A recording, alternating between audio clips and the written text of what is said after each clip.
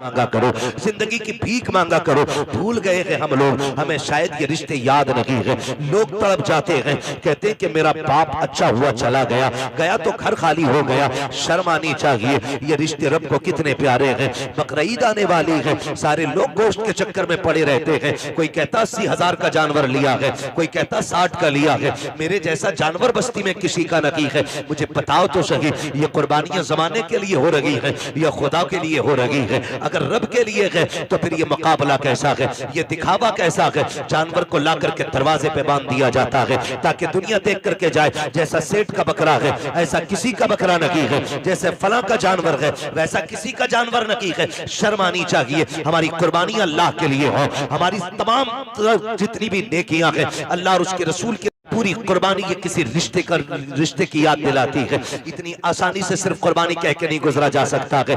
आप देखो तो सही तारीख का ये बाप पलटो, लोग हज करने के लिए जाते हैं, सफा मरवा की सही ये माँ बाप की और औलाद के रिश्ते की याद दहानी है। आप देखें जमजम आप पिएंगे तब भी तुम्हें माँ और बेटे का रिश्ता दिखाई देगा। आप जाएंगे जब शैतान को कम कर मारेंगे वहां भी तुम्हें बाप बेटे का रिश्ता दिखाई देगा। जब गर्दन पे छुरी चलाते हो जानवर की, गौर से देखना वहां भी बेटे का बाप का रिश्ता नजर आएगा।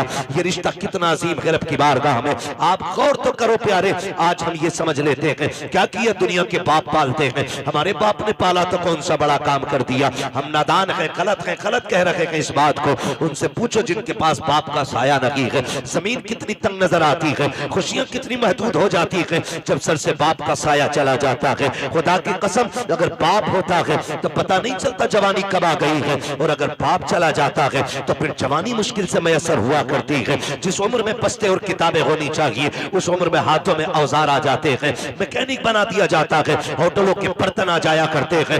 माँ बाप का न होना जिंदगी को तबाह बर्बाद कर देता है। अल्लाह ने माँ बाप जैसी दौलत दी है, नौजवानों उनकी इज्जत करना, उनकी खिदमत करना। जब तक माँ बाप होते हैं ये समझ लेना खुदा की रहमतें नाजिल होती रहती है। मैं तारीख का ये बाप पलटना चाहता हूँ। आप तारीख उठा करके देखिए, अल्लाह के खलील हजरत इब्राहिम अलैहिस्सलातु व तस्लीम, हजरत इब्राहिम की आप जिंदगी पढ़िए। आपने पूरी जिंदगी रब की बारगाह में इम्तिहानात पेश किए, क्यों ना करते? क्योंकि खलील है, अल्लाह के दोस्त हैं, कुर्बानियां पेश कर रहे हैं, इम्तिहानात की मनाजिल से गुजरते जा रहे हैं। आज जानवर कुर्बान करने की बात आती है। अभी बात बताई थी, जैसा कि कहा गया था, अभी मुफ्ती साहब ने बताया था कि जब कुर्बानी की बात आती है लोग बहाना कर देते हैं, कर्जा है नहीं कर सकते, पता नहीं है चटनी नहीं चल रही है, रोटी नहीं चल रही है। और अगर कोई बेचने लग जाए अभी 1 लाख का मोबाइल खरीद लेगा, 70,000 का मोबाइल खरीद लेगा, लेकिन कुर्बानी के लिए 3500 रुपए देते हुए कलेजे फट जाया करते हैं। तुम्हें सोचना चाहिए कुर्बानी अल्लाह की बारगाह में बहुत बड़ी इबादत है। फरमाया गया कुर्बानी के दिनों में कुर्बानी से बड़ी कोई इबादत नहीं है।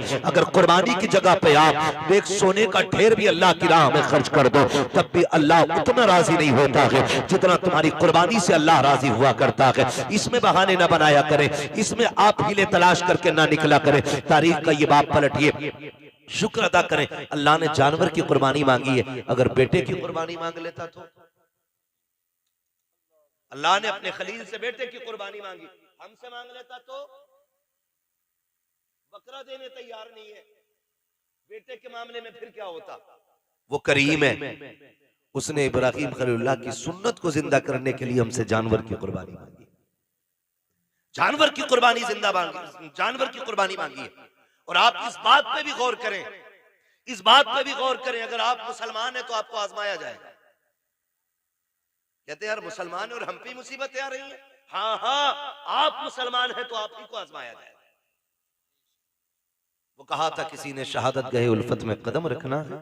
लोग आसान समझते हैं मुसलमान होना, जब आपने कहा है ना ला इलाहा इल्लल्लाह तो फिर अब इम्तिहान से भी गुजरना पड़ेगा, आपको इम्तिहान देना पड़ेगा। और आप ही नहीं, सबने इम्तिहान आती है। मेरे नबी फरमाते सबसे ज्यादा मुझे आजमाया गया है, सबसे बड़े बड़े इम्तिहानात मेरे रखे, मेरे महबूब के सबसे बड़े इम्तिहानात रहे। लेकिन हुजूर ने इम्तिहानों में क्या किया? तारीख गवाह है, किसी ने पत्थर मारे मेरे हुजूर ने बदले में पत्थर नहीं मारा, किसी ने सितम किए तो हुजूर ने बद्दुआ नहीं की। मक्के से निकाले गए लेकिन हुजूर ने कभी बद्दुआ के लिए हाथ नहीं उठाए, यहां तक कि ताइफ में पत्थर लगे हुजूर के हाथ उठ गए। हाल क्या था? जूतियां खून से भरी हैं, बदन कपड़े खून से शराबोर है, चेहरे से खून बह रहा है, लेकिन हाथ उठे तो यही कहा था, मालिक इन्हें अजाब ना देना, इन्हें बख्श दे, मालिक इन्हीं की नस्ल से दीन के अलमबरदार पैदा फरमा दे। ये हमारे हौसले हैं, ये हमारे मामलात हैं। जरा से इम्तिहान आता जाए लोगों को कलेजे फट जाते हैं। हम मुसलमान हैं, हम पे ये सितम हो रहा है, हम मुसलमान हैं, हम सताए जा रहे हैं, कहाँ है अल्लाह की मदद नहीं आती, कब आएगी अल्लाह की मदद। ओ भाई इम्तिहान की घड़ियां हैं, इनको जरा संभल के पार करना है। जो इम्तिहान में पार हो जाता है, इम्तिहान पास कर जाता है, समझ लेना दुनिया भी कामयाब है, आखिरत भी कामयाब है। कैसे कैसे आजमाया जाता है, यही अल्लाह के खलील है। आपको कैसे आजमाया गया, जंगल में रखा गया, अल्लाह के खलील ने सब्र किया, फिर क्या किया गया, लोगों ने बहुत सताया, परेशान किया, आपने पुत तोड़े, लोग दुश्मनी पे आमादा हो गए, यहाँ तक के नारे अमरूद को तैयार किया गया। आग इतनी तेज थी कि परिंदा कोई ऊपर से गुजरता तो वो गिर जाया करता था और मर जाता था उसकी तपिश से। अल्लाह अकबर, तारीख का ये बाब पलटते चले और देखते चले। जब उसी नमरूद की आग में डालने की बारी आई, हजरत जिब्रील अमीन ने आके कहा था, इब्राहिम रब के खलील हो, मैं रब की बारगाह तक जाता हूं, अगर कोई जरूरत हो तो बताएं।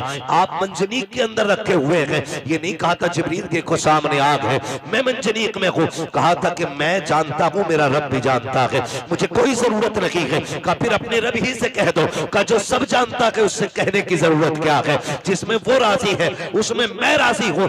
ये कह के आप राजी हो गए। जब नारे नमरूद में डाला गया, अल्लाह ने आग को ठंडा होने का हुक्म दिया, आग ठंडी और सलामती वाली हुई, आप नारे नमरूद में रखे, बाहर तशरीफ लेकर के आए। उसके बाद फिर आप हजरत सारा के साथ अपना वतन छोड़ देते हैं।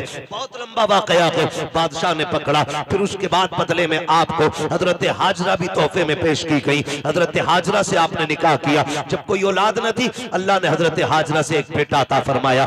जब एक बेटा पैदा हुआ, आपकी मोहब्बत ज्यादा हो गई, फरिश्ते बातें करने लगे, मालिक ये तेरा खलील है, तेरा दोस्त है, लेकिन अपने बेटे से बहुत ज्यादा प्यार करता है। रब ने फरमाया, इब्राहिम का जी रब जलील का बेटे को अपने आप से दूर कर दो। कहा क्या करना है मालिक, कहा ऐसी वादी में छोड़ के आओ जहां पे कोई आबादी ना हो। हजरत इब्राहिम खलीलुल्लाह ने बेटे को लिया, आज वहां लेकर के आए जहां आज काबा मौजूद है, उस जमीन पे बीवी बच्चे को लेकर के आए। तारीख का ये बाप बड़े सुनहरे अल्फाज में लिखा हुआ है, बहुत गौर से सुनना प्यारे, और जाकर के बहन बेटियों को भी ये बाप सुनाना। हजरत इब्राहिम खलीलुल्लाह जब उस जंगल में आए जहां पे दरख्त का साया तक नहीं था, हरियाली तक नहीं थी, काले पत्थरों की पहाड़ियां हैं, दूर दराज तक कोई नहीं है। अल्लाह के खलील ने बीवी बच्चे को जब छोड़ा है और छोड़ के जाने लगे हैं, हजरत हाजरा ने दामन पकड़ा, साथ चलने लगी है। मुअर्रिखीन ने लिखा है 3 मील तक दामन पकड़ के हजरत हाजरा चली है और ये पूछती जा रही थी, अल्लाह के खलील बताते तो जाओ, क्यों छोड़ के जा रहे हो,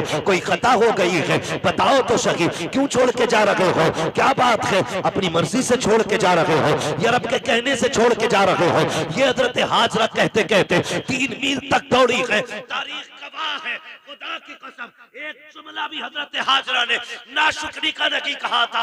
आज शौहर अगर बीवी के पसंद के कपड़े न लाता है तो फिर बीवियां बिगड़ जाया करती हैं, कहती तुम्हारे घर में सुकून नहीं मिला है, जब से तुम्हारे घर में आई हो मुझे मिला ही क्या है, इस तरह के ताने दिया करती हैं। ए मेरी बेटी, मेरी बहन, कान खोल के सुन लेना, तेरी जन्नत तेरे शौहर के कदमों में रखी गई है। तू लाख सजदे कर ले, लाख नवाफिल पढ़ ले, अगर तेरा शौहर तुझसे नाराज है तो खैरियत नहीं है। अगर तेरा शौहर 2 पैसे की चीज लेके आता है, उससे चेहरा बिगाड़ के बात ना कर, उसका मुस्कुरा के इस्तेमाल करना। तू नहीं जानती है कि तेरे शौक तो इतने हैं कि शौहर की कमाई उतनी नहीं है। लंबी लंबी लिस्टें बना के दी जाती है, मुझे 7,000 का जोड़ा चाहिए, 8,000 का जोड़ा चाहिए। मेरी बहन तो कनीज़े फातिमा ज़हरा है, तेरे लिए जन्नत में महल्लात तैयार किए गए हैं, जन्नत में जन्नती लिबास तेरे लिए है। फकत इतना करना है, तुझे अपने शौहर की रजा में राजी रहना है। तू कौन है, तेरी औकात क्या है, ना तू वली की बेटी है, ना तू नबी की बेटी है, ना तू नबी की बीवी है, ना तू वली की बीवी है।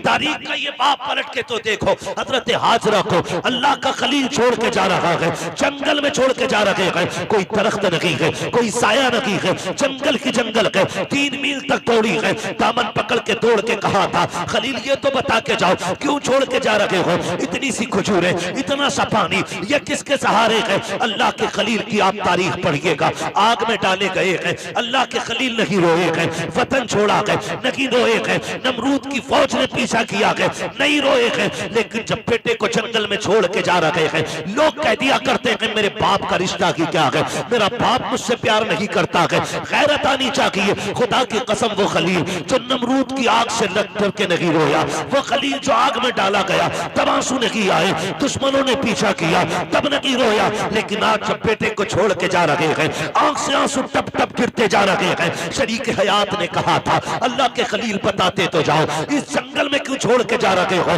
अच्छा ये बताओ अपनी मर्जी से छोड़ रहे हो या रब ने हुक्म दिया है? इतना सुनना था। अल्लाह के खलील ने कहा था हाजरा प्यारी सौजा बता तो सके, अगर रब ने किसी को ऐसा बेटा दिया हो और वो भी कोई शुरू उम्र का ना हो, 70 साल की उम्र में मिला हो, और यूं ही नहीं जिसको दुआओं में मांगा हो, सजदों में रो के मांगा हो, तब जाके इस्माइल सा बेटा मिला हो, क्या ऐसे बेटे को कोई जंगल में छोड़ जाएगा? अपनी मर्जी से छोड़ के जाएगा? कहा हाजरा ये अपनी मर्जी से छोड़ के नहीं जा रहा हूं, बल्कि अपने रब के कहने से छोड़ के जा रहा हूं। हजरत हाजरा ने इतना सुना, तवक्कुल अल्लाह देखिए, अल्लाह पे भरोसा देखिए, इतना सुनना था, दामन छोड़ा, मुस्कुरा के कहती है खलील पे ठहरो, ये पानी भी ले जाओ, खजूरें भी ले जाओ। कहा क्या करोगी? कहा जिस रब की मर्जी से छोड़ के जा रहे हो वही रब खाना भी दे देगा, पानी भी दे देगा।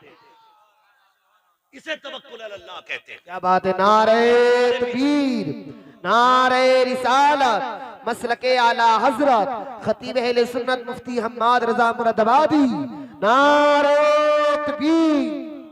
ये रिश्ता होता है माँ बाप का, इसे समझने की कोशिश करें। जो खलील नारे नमरूद से न रोया, वो बेटे की जुदाई पे रो दिया, वो बेटे को छोड़ते वक्त रो दिया। सोच तो सही, कैसे कह देते हो मेरा बाप प्यार नहीं करता? खुदा की कसम खा के कहता हूं, मंडी चले जाओ, मार्केट चले जाओ, जितने मजदूर थैले हाथ में लेके खड़े होते हैं ना, उनसे पूछना इस उम्र में क्या जरूरत थी इतनी गर्मी में काम करने की? सिर्फ यही कहेगा बच्चों का पेट है, बच्चों के लिए आया हूं। बच्चों की जरूरतें माँ बाप को मौत तक ले जाती है, और औलाद कहती है क्या किया है मेरे बाप ने, क्या किया है मेरे बाप ने? खुदा की कसम अगर तेरे हलक में हराम का लुकमा नहीं जाने दिया है तो सबसे बड़ा एहसान किया है तेरे बाप ने, बहुत बड़ा एहसान किया। और मैं ज्यादातर नौजवान बेटे आपसे गुजारिश कर जाऊं, आप ही के रामपुर से एक दिन फोन आया, कहा गया कि मौलाना हमारे अब्बा को समझाइए। मैंने कहा बात क्या? उसने कहा रिश्ते नहीं हो रहे हमारे। मैंने कहा वजह? उसने कहा वजह यह है कि जो भी रिश्ता करने आता है वो ये पूछता है कि तुम्हारा बाप क्या करता है, या मेरे बाप से पूछता आप क्या करते। तो जब वो कहते हैं हम रिक्शा चलाते, तो रिश्ते करने वाले लौट के चले जाते। तो उसने कहा हमें गैरत आ रही है, हमारा बाप रिक्शा चला रहा है। मैंने कहा ठंडे दिमाग से सोच, शाम को तेरा बाप आता है तो कपड़े पसीने में भीगे होंगे। कहा हाँ। तो मैंने कहा उसके तलवे चूमा कर, वो पसीना बहा के कमा के लाता है, किसी का खून बहा के कमा के नहीं लाता है। हमारी दुनिया को हो क्या गया है? हमें करोड़पति चाहिए, चाहे दलाल हो, रिश्वतखोर हो, ब्याज लेने वाला हो, हराम की दौलत इकट्ठे करने वाला हो। ये चार चांद कब तक? जब तक मौत नहीं आ रही। जिस दिन मरोगे तो याद रखना गरीब की भी कब्र वही बनती है जहां अमीर की बनती है। फिर इतराना किस बात पर है? नौजवानों, अपने मजदूर बाप की इज्जत करना, मजदूर बाप की इज्जत करना। उसने कम से कम तुम्हें हलाल के लुक़्मे खिलाए। फरमाया गया जो हराम के लुक़्मे खा के पड़ेगा जिस्म, वो जहन्नम का ईंधन बनाया जाएगा।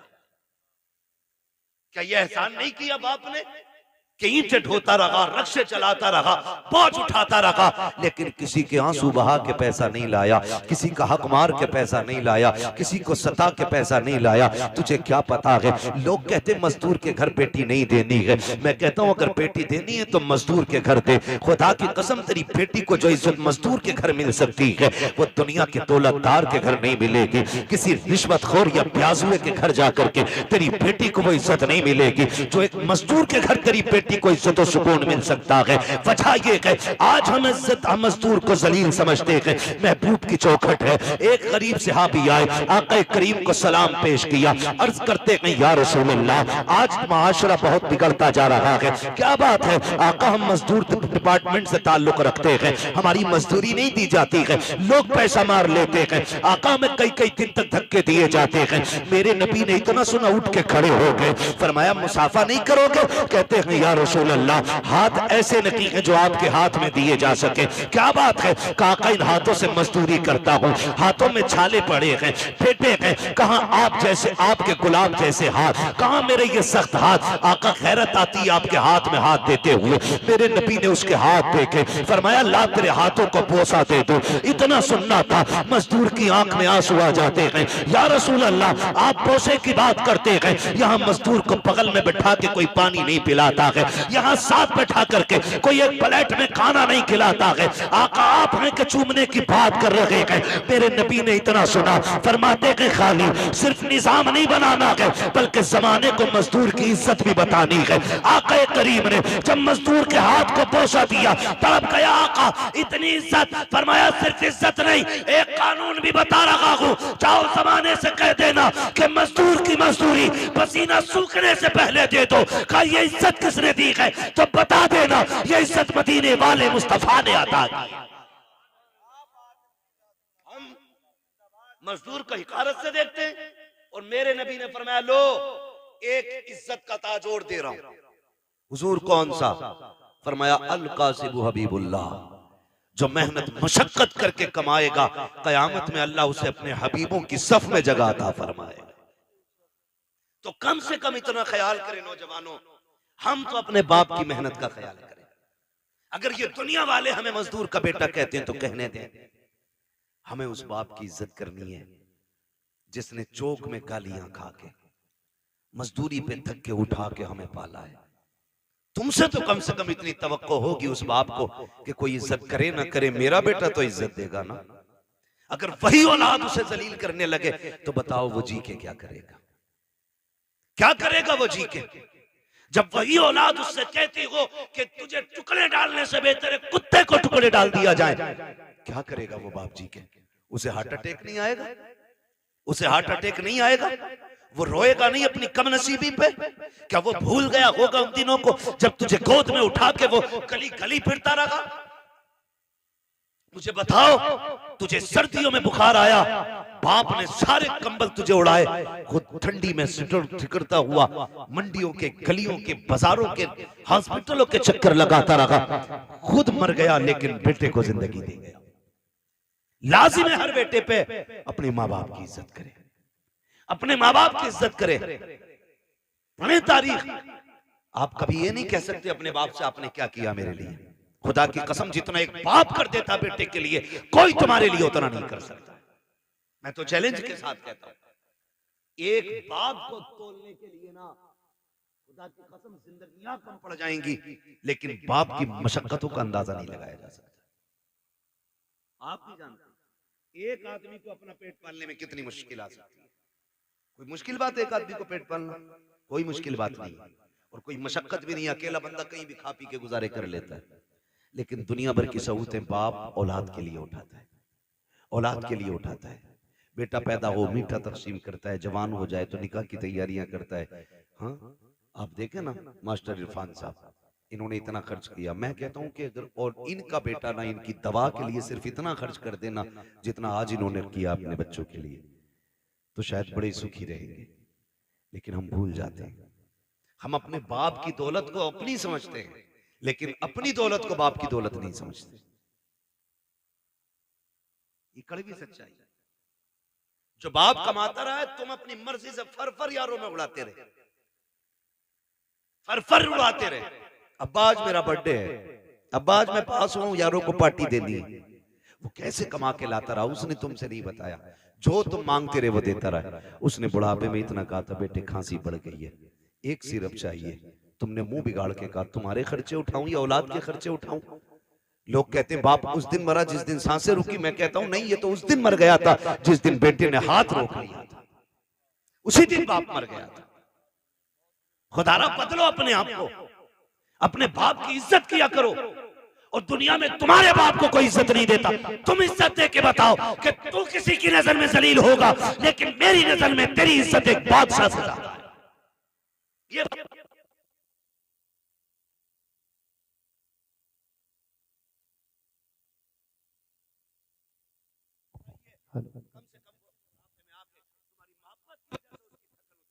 ये कोशिश किया। अक्सर नौजवान मेरे सामने बैठे, अल्लाह करे हर नौजवान अपने बाप की इज्जत करने लग जाए, बाप की इज्जत करने लग जाए। हम तो ये सोचते हैं ना, ये सोचते हैं ना जो भी कमाया वो हमारा है, हमारे बाप का कुछ नहीं है। नहीं, ख्याल करो यार, ख्याल करो। एक बाप की जिंदगी अपनी औलाद के लिए पूरी सर्व कर देता है बाप। मैं अर्ज कर रहा था, अल्लाह का खलील बेटे को छोड़ते वक्त, बेटे को छोड़ते वक्त, बेटे को छोड़ते वक्त अल्लाह के खलील रो दिए, रो दिए।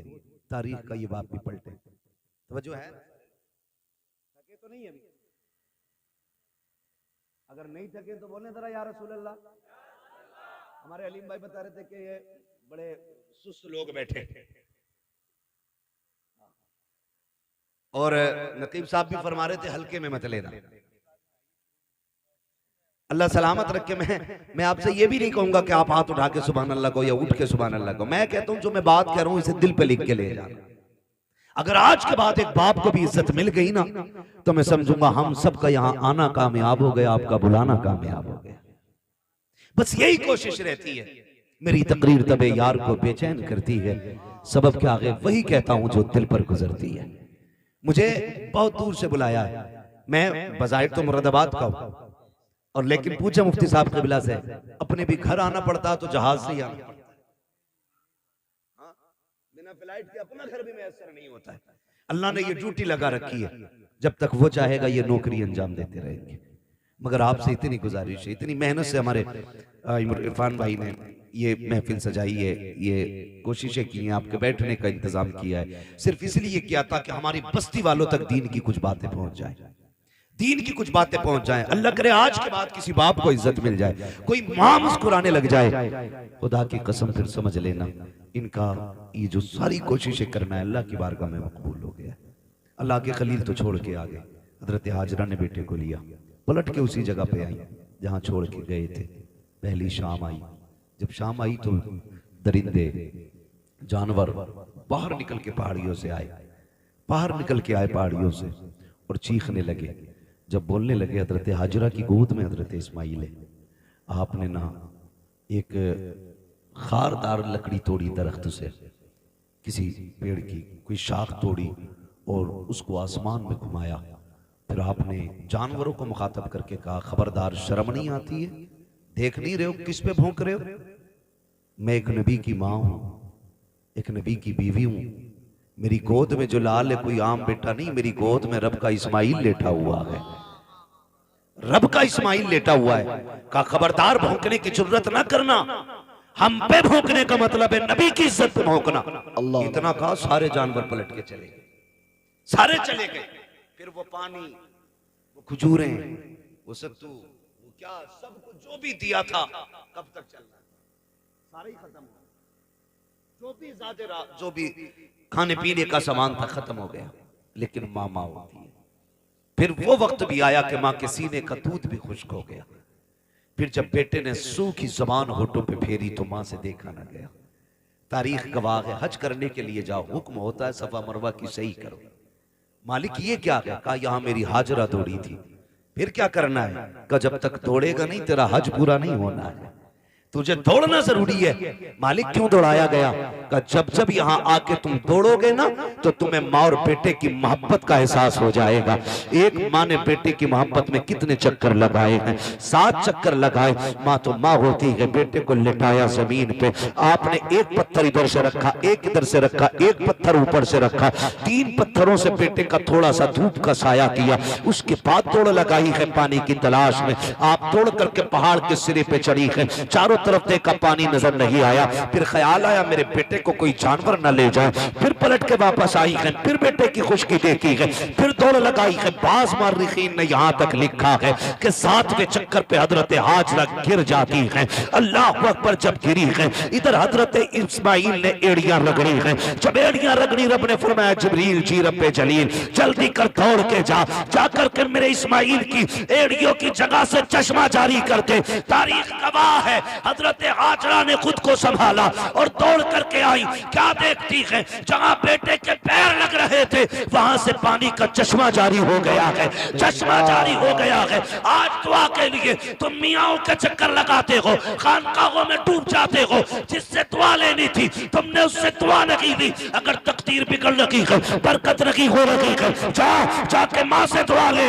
खुदा की कसम, जिसकी कहीं नहीं सुनी जाती है उसकी माँ की चौखट को सुन ली जाती है। नारे तकबीर, नारे रिसालत, मसलके आला हजरत मुफ्ती हम्माद रजा मुरादाबादी सवी अख्तर रामपुरी। नारे तकबीर।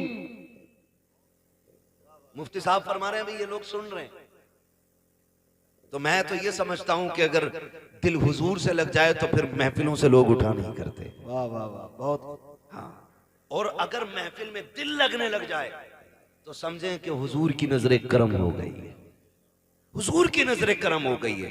हुजूर आपकी तरफ नजर करम फरमा चुके हैं। बस मैं आपसे इतनी गुजारिश करूंगा, फरमाया गया या अय्युहल्लज़ीना आमनू उदखुलू फिस्सिल्मी काफ़ा, ए ईमान वालों पूरे पूरे इस्लाम में दाखिल हो जाओ, पूरे पूरे दाखिल हो जाओ।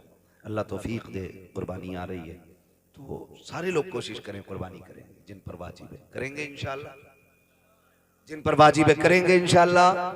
उम्मीद है जितने नौजवान बैठे हैं, जो भी साहिब निसाब होंगे इंशाअल्लाह वो कुर्बानी जरूर करेंगे।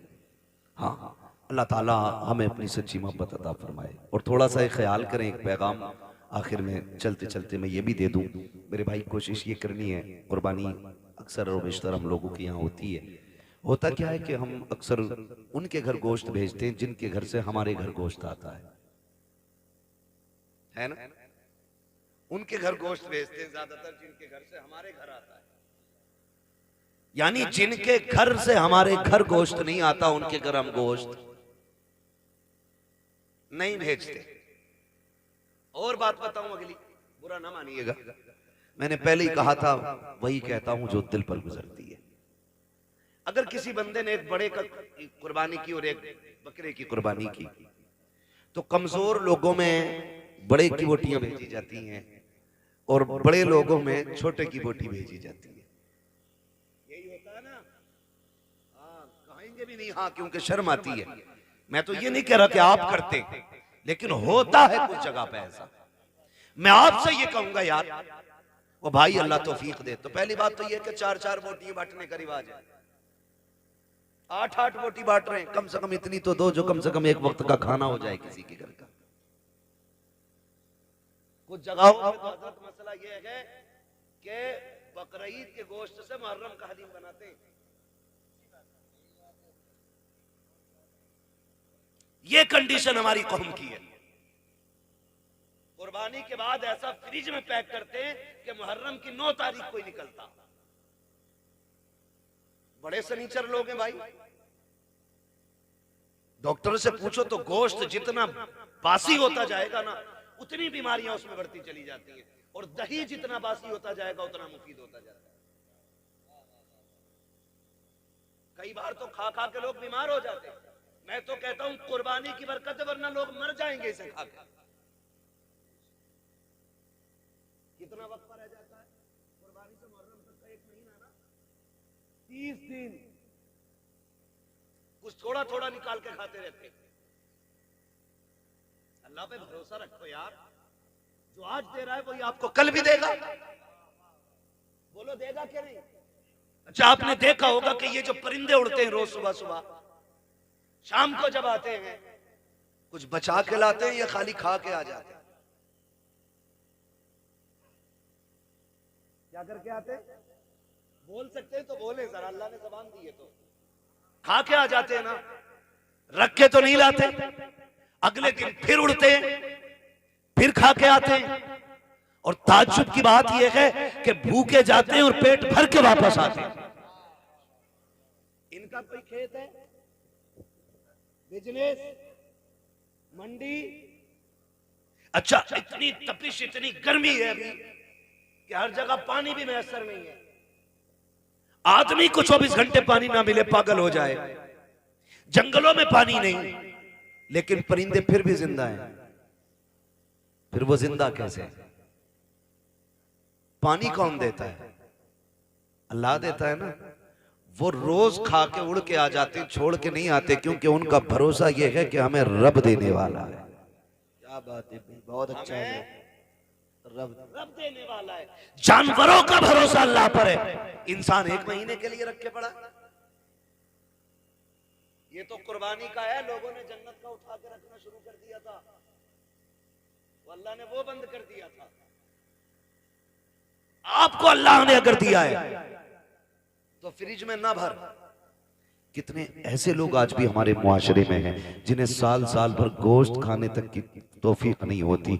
वजह इतनी ये है कि कंजूस नहीं है, कमजोर लोग हैं, मजदूर लोग हैं, महंगाई ने कमर तोड़ दी है। किसी के आगे बेटियां जवान हैं, किसी के घर में बेटे परेशान है, किसी को बीमारी ने घेर रखा है, कोई मुसीबत में है, कोई आजमाइशों में है, कोई बीमारियों में है। इस वजह से कितने लोग गोश्त नहीं खा पाते हैं। अल्लाह ने तुझे तौफीक दी है। ओ यार, अगर तूने बकरे की कुर्बानी की है, अमीर तो 8वें दिन 10वें दिन बकरा खा ही लेता है, कभी उस गरीब के घर भी बकरे का गोश्त भेज दिया करो। जिसके बच्चे बाप से कहते हैं बकरे का गोश्त हमने नहीं खाया है, कभी हमको भी बकरे का गोश्त खिलाया जाए। कई बार मजदूर गरीब मंडी गया है, कई बार दुकान जाकर के लौट आया है, का बेटे गया तो था 700-800 का रेट था, इतनी तो तेरे बाप की मजदूरी भी नहीं है, जितने का गोश्त था ये सोच करके बाप लौट आता है। तुम्हें रब ने अगर तौफीक दी है, अगर तुमने छोटे की कुर्बानी की है अल्लाह की रजा के लिए, कभी उन गरीबों के घर दे दो जिनके यहाँ कभी गोश्त नहीं गया है। खुदा की कसम खा के कहता हूँ, तूने 4 बोटी अगर अमीर के लिए दी है, चर्चों के लिए दी है,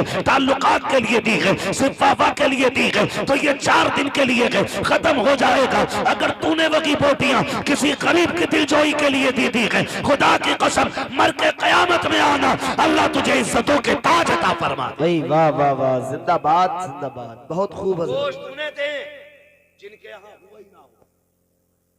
कई बार ऐसा होता है जिनके घर कुर्बानी हुई है, 2 क्विंटल में से 50 किलो इसके घर रखा, और मोहल्ले वालों ने भी एक तसला भेज दिया।